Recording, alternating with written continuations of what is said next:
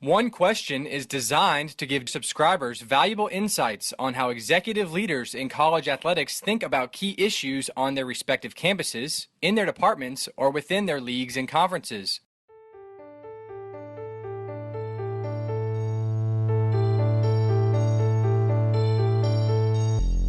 Greetings, this is Ty Brown and welcome to One Question. Our guest today is Brian Streeter. Brian is the Director of Athletics at Penn State Behrend. Greetings, Brian. Thanks for joining us today. Ty, glad to be with you.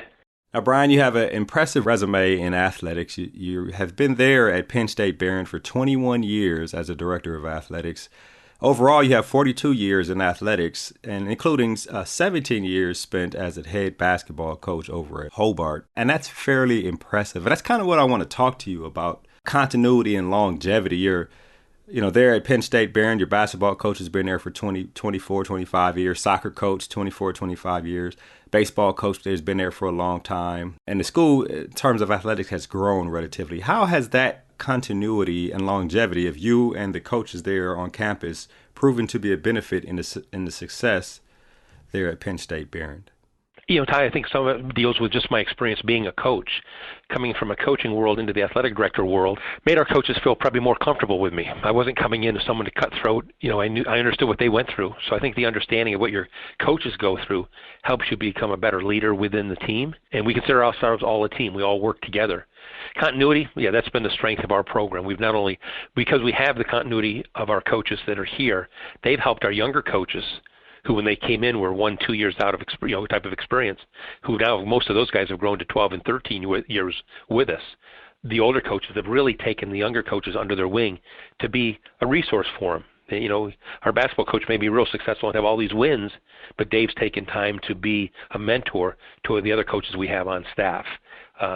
No program is better than the other program. We've really tried to make sure that, I've got a golf team, they're important to us just as our basketball team is, just as our soccer team is. We've been able to keep that balance. And, I'm not sure if I had football, would I be able to keep the balance because of the demands that football brings on campuses. But because we don't have that here, we've been able to take from our 8 sports up to 24 sports and really make our athletes and our coaches feel they're all equal. They stay in the same places, they travel the same way, they get the same meal money.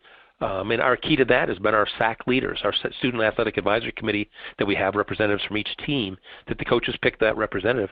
They've worked carefully with us and really know the inner workings of athletics, and they understand what we're doing so that if a coach doesn't share it with their team, the SAC kids do, so that we don't have a lot of bickering back and forth between programs. And thus doing it, the coaches support one another. Right, and I guess it's important to you, and especially in leadership, to make sure everybody feels important. And that sounds like that's one of your priorities, is to make sure each sport, each coach, and each student athlete feels important on campus. It is. That's the most important part. We in the 21 years we've been here, we've had to ask 3 coaches to leave campus. And those are things you never want to do, but we never asked them and said, you're gone now. Anybody that happened to leave here that we asked to leave had a full year to work on their expertise. Right. And if it didn't work that way, they knew going through the year, the future year coming up, that maybe this isn't the right place to be because whatever's happening isn't working for them. They had a year to find a job. It's just one of those things you try to work with your staff and let them know that you're not going to turn your back on them. If things aren't going well, whether it be player playing time, parents in their case, whatever it could be, you just got to be there for them. Another strength with longevity with the coaches is having quality student athletes. And we've been fortunate to recruit good student athletes that are successful in the classroom. And by doing that, coaches connect with those kids. They are proud to see young men and women graduate and go out in the workforce and get great jobs, probably better jobs than we have as coaches. They're proud of that, and I think that helps keeps your coaches intact when they know they can go out and recruit a quality student to come get a quality degree from a quality institution. Right. Well, Brian, I want to disagree with you on one point. I don't think there is a better job than being a coach, and that comes from a former athlete here. So I don't think there is a better job. But I will say that it has to help coaching in terms of recruiting. When you can look at the longevity, like that, we're not going anywhere. We'll be here for you when you come in. We'll be here when you're gone, and we'll be here when you want to come back to campus and visit us and talk to us about the program and give us your thoughts and celebrate with us. So that's got to be a benefit. Tell you 100% right. Yeah, 100% correct. You're right. Hit it right on the head. The recruitment never ends, and those alumni that you put out after 4 years become another set of eyes for you. And when they know the coach that's there, they become a resource for us. And I feel my soccer coach has been very successful, and especially in the last 10, 12 years.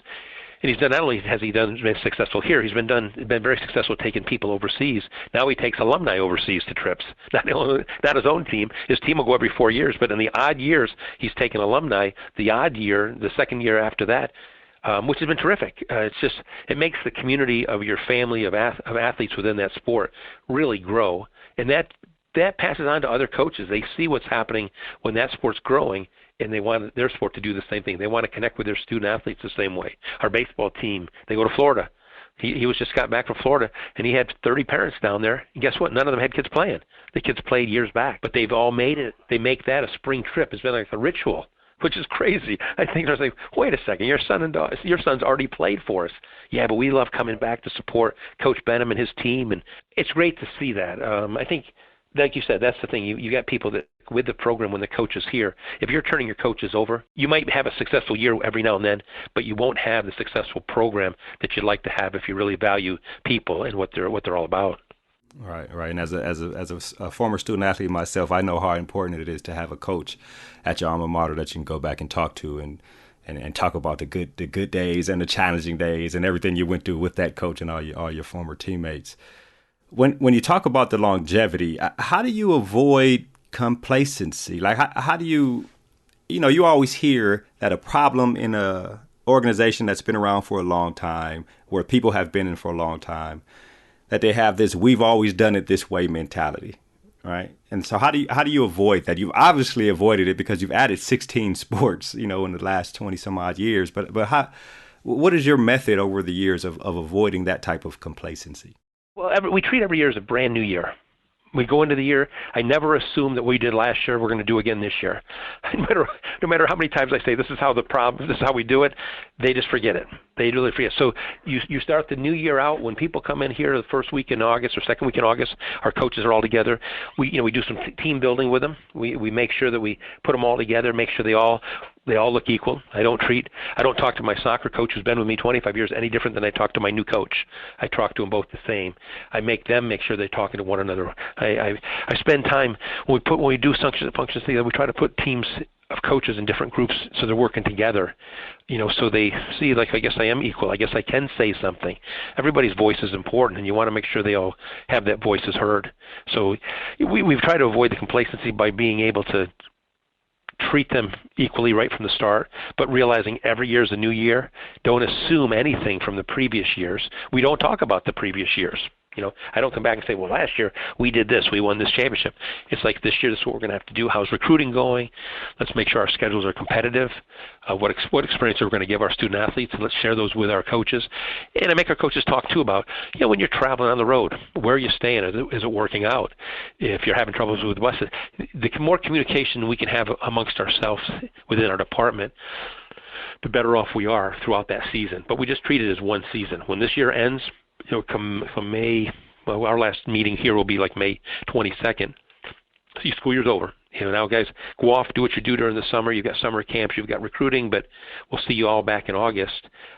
We do some things during the summer with everybody to keep people together, but we really do just try to treat it as a new year and not gloat on what we did last year. So I'd also imagine that when you bring these new sports on, it's a whole new energy, right? Every type of athlete that comes in, every sport, athletes have their own confidence, their own type of swag, I guess is the word, for lack of a better term to them, right? You just added wrestling and bowling, and they're their own kind of athlete, and it's a whole new energy within the athletics department. That's new energy, Ty, both positive and negative. You can imagine by adding wrestling, where does the problem come up? Right, facility-wise. Exactly. Oh, no, we lose some gym time. When's gym time? Middle of basketball season or volleyball season. We added men's volleyball 5-6 years ago. When we added that, it cut into the basketball gym time, right? Now we throw wrestling in the mix. All of a sudden, what are you doing? This is going to, the first thing is, this isn't going to work. Well, guess what? We finished the year. Everybody, not one team was displaced. They all did what they had to do. But, back in September, August, there are people thinking, are you crazy? Why are we adding more sports? Now, I'll be the first to admit, Have we maxed out our facility space? 100%. We have, but we've managed it. We've made people realize, use your practice time wisely. Do you need 3 hours? Do you need 2.5 hours? Can you do what you want to do in an hour 45? And we're doing a bunch of coaching reviews this week, and the student athletes, all of them say they loved having shorter practices at the end of the season. Both they made them feel better. They were a little healthier. They weren't tired. Whereas past years, when the gym was available, coach would stay in there and run more drills. You've been an athlete. You understand. Sometimes it's not the drills that you need. It's the rest. Let's say our head coaches meeting. I said, guys, let's think about it. What I'm asking you all to do is, we haven't had many injuries this year. And we haven't had many injuries because I really think you've all done an excellent job of not over-coaching in practice, not having long practices. You've really managed your time well. And instead of doing an extra fast break drill, somebody's going to sprain an ankle. Maybe just talk about it and go to the foul line. Take some free throws. Do some things that are more practical. I was a young coach, and boy, I can give you my 100 drills. But if I coach today, I might have those 100 drills, but I may incorporate them in the course of a week. Right. I wouldn't have to try to do everything in one day because I got to get this in because we're playing this weekend. I get the basics down, and all our sports have basic skills. If we master the basic skills, and plus think about it, when you played, you knew the sport you were playing, right? Yeah. What did the exactly. coach help motivate you to do better on the court? And he helped you with little things, but primarily you knew the basics. And as long as you had the basics down, you could be successful. I keep reminding our coaches, you guys are knowledgeable, but kids don't care what you know until they know you care. I remind our coaches that. They don't care what you know until you know that you care about them. Once you show that and make that connection with them, then they're going to listen to you. They're going to do what you want, but they're also going to communicate with you and say, Coach, can we cut practice short today? It's free. You've exhausted us.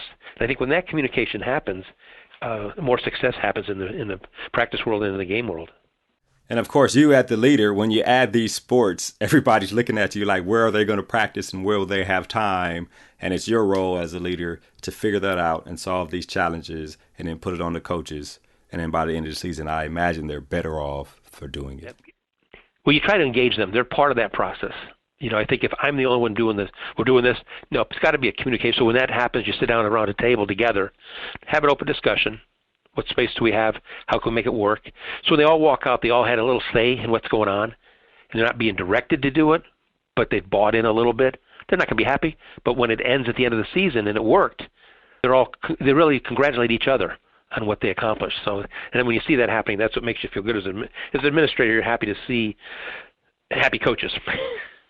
Right, and they've learned how to be more efficient and actually probably better off for it. Well, that speaks to your leadership there at Penn State, Behrend, Brian, and I think there's a lot to glean from this conversation in terms of the benefits of longevity and continuity and really how to deal with challenges as somebody, especially like you, who comes from a long time as a head coach and then as an athletic director. I really want to thank you for joining us here on One Question. Ty, I really appreciate it. Thank you for having me on. That was Brian Streeter. Brian is the Director of Athletics at Penn State Behrend, and this is Ty Brown with One Question. And keep in mind, the role of a leader is to create and maintain an environment that people want to be a part of. And as always, be better tomorrow than you are today.